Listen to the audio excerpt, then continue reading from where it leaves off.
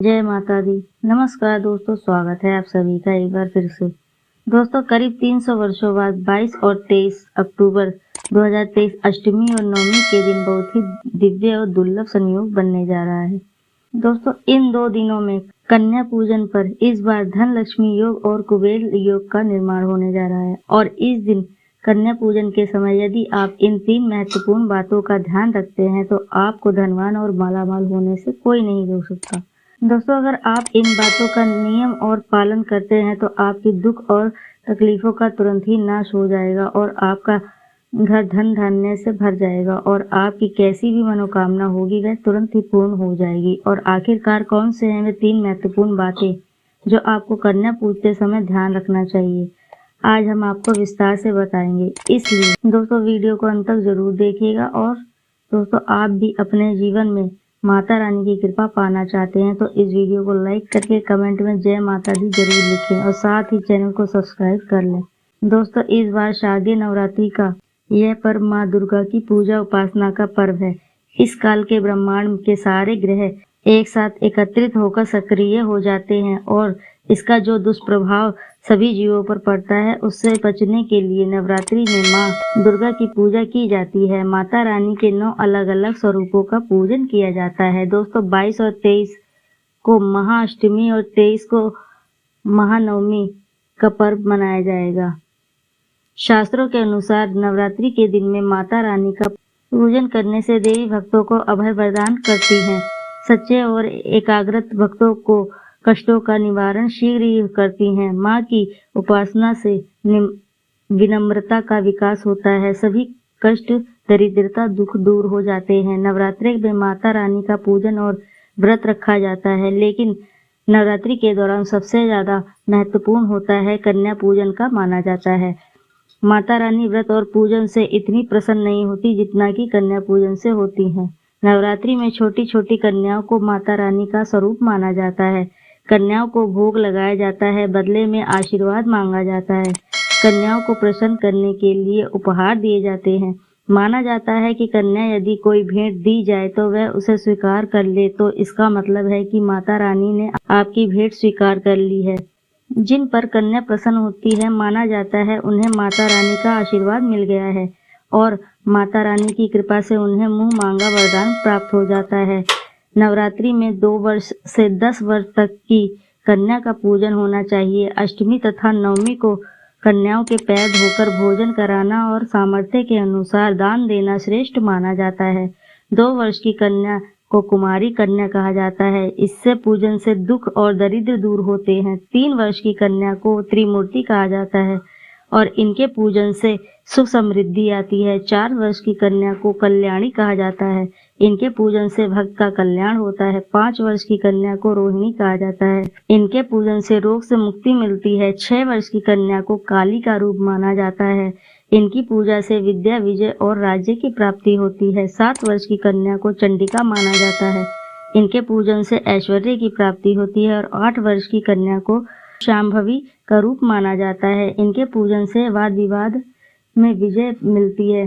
9 वर्ष की कन्या को दुर्गा का स्वरूप माना जाता है और इनके पूजन से शत्रुओं का नाश होता है। 10 वर्ष की कन्याओं को सुभद्रा कहा गया है। इनके पूजन से सभी मनोरथ पूर्ण हो जाते हैं। अगर इनका पूजन नवमी के दिन कोई भक्त करते हैं तो वैसी स्थिति में प्रसाद ग्रहण करते समय 2 से 10 वर्ष आयु के बालक को भी प्रसाद ग्रहण कराना चाहिए। शास्त्रों में कहा गया है कि बगैर भैरव और हनुमान जी के पूजन के कन्या पूजन का विशेष फल नहीं प्राप्त होता। बालक हनुमान जी का स्वरूप होते हैं। वर्तमान परिस्थितियों में नवरात्रि के दौरान कन्या पूजन करना इतनी सुरक्षित नहीं है, लेकिन जैसा कि शास्त्रों में वर्णित है, कन्या पूजन के बिना, कन्याओं के आशीर्वाद के बिना नवरात्रि के व्रत और पूजन अधूरे रहते हैं।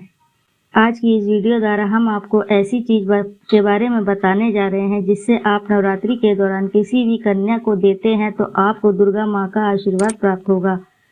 माता रानी की कृपा से आपके जीवन में चली आ रही बड़ी से बड़ी परेशानी समाप्त हो जाएगी। घर में सुख समृद्धि आएगी, जीवन खुशहाल हो जाएगा। आगे बढ़ने से पहले आपसे अनुरोध है कि वीडियो को लाइक करके कमेंट में जय माता दी जरूर लिख दें। साथ ही चैनल को सब्सक्राइब करिएगा। दोस्तों, नवरात्रि में देवी माँ की कृपा प्राप्त करने के लिए नवरात्रि के किसी भी दिन स्नान करके स्वच्छ वस्त्र धारण करें। एक पानी वाला जटा वाला नारियल लेकर उसे पानी से अच्छे से साफ कर लें और एक थाली में रख लें। माता रानी के सामने एक शुद्ध घी का दिया जलाएं।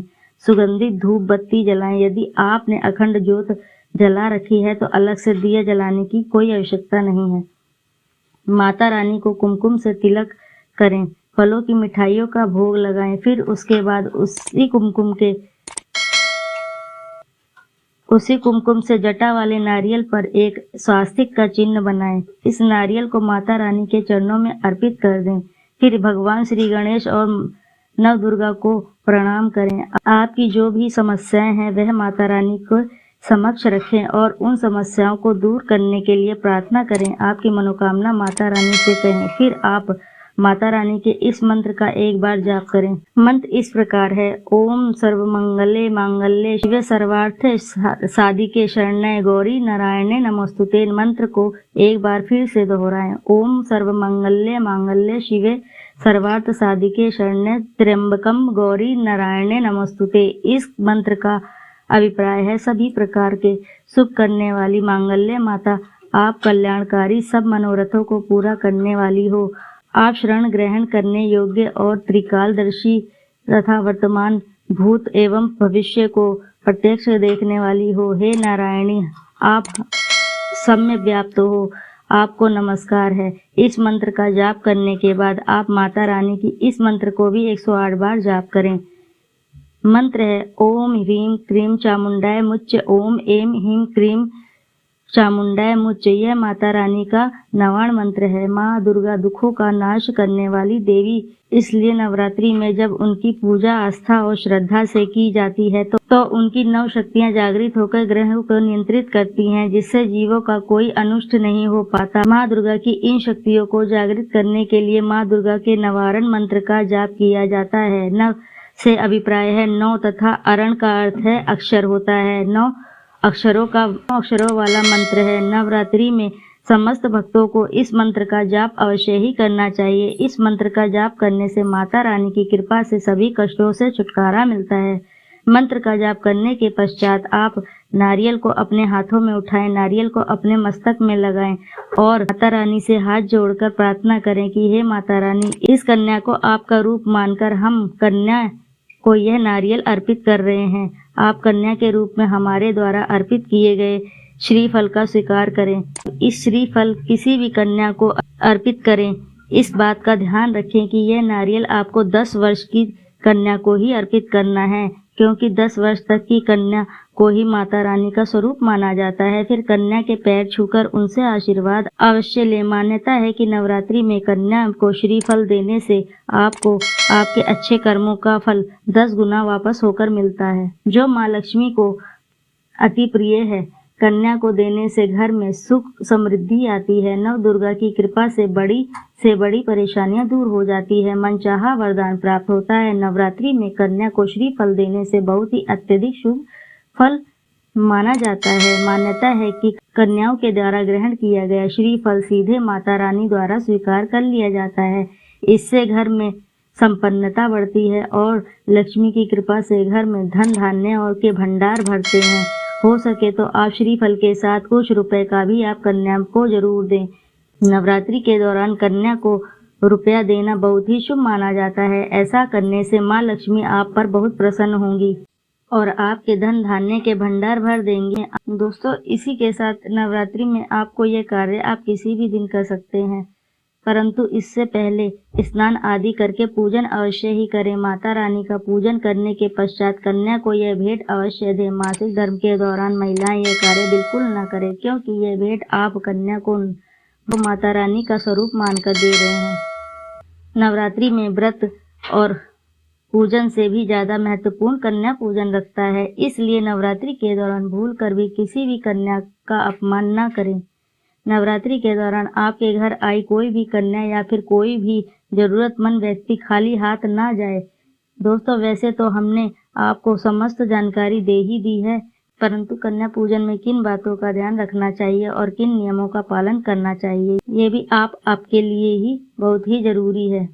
तो दोस्तों आइए आपको बताते हैं किन बातों को आपको ध्यान रखना चाहिए। दोस्तों इस बात का ध्यान रखें कि कन्याओं के घर में आने के बाद उन्हें सीधे तौर पर भोजन ग्रहण करने के लिए ना बैठाएं। पहले उनके पांव अपने हाथ से धोएं और हल्दी, कुमकुम और चावल का टीका करें। उसके बाद उन्हें पूर्व दिशा की ओर मुख करके साफ आसन पर बैठाना चाहिए। फिर कन्या को खीर, पूड़ी, हलवा, चना परोसें। इस बात का ध्यान रखें कि कन्याओं के भोजन के लिए जबरदस्ती नहीं करनी है। वे जितना भी खा पाएं उन्हें आदर पूर्वक उतना ही खाना खिलाना चाहिए। उन्हें पैर धोकर उन्हें उपहार में कुछ दे सकते हैं तो इनमें से फल, लाल चुनरी, मिठाई एवं कोई बर्तन दे सकते हैं। अगर क्षमता ना हो तो आप इनमें से कोई एक ही चीज दे सकते हैं। उपहार देने के बाद उनके पैर छूकर उन्हें द्वार तक सम्मान पूर्वक विदा करके आए। दोस्तों कन्या पूजन करने में कुछ सावधानियां भी रखनी चाहिए। ऐसा करते वक्त कन्याओं को जरा भी डांटे नहीं और पूरी श्रद्धा के साथ उनकी पूजा करें। कन्याओं को इस दिन भूल कर भी बासी भोजन न कराएं और कन्याओं के साथ कम से कम एक बालक भी अवश्य ही बैठाएं। पूजन के साथ बैठाना चाहिए। बालकों को भैरव का रूप माना जाता है। कन्याओं को विदा होने के बाद तुरंत ही साफ सफाई में नहीं लग जाना चाहिए। यदि आपके पास कन्या पूजन करने का समय नहीं है तो या फिर आप अन्य कारण से पूजन नहीं कर पा रहे हैं तो मंदिर में यथाशक्ति भोजन भेजकर दान करवा दें।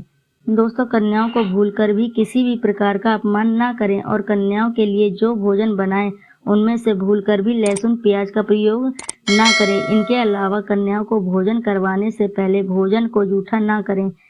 कन्या पूजन में कन्याओं के साथ गलती से भी भेदभाव ना करें। दोस्तों यदि जानकारी पसंद आई हो तो वीडियो को लाइक कर दें, चैनल को सब्सक्राइब कर दें। एक बार अपनी सच्ची श्रद्धा से जरूर लिख दें कमेंट में जय माता दी।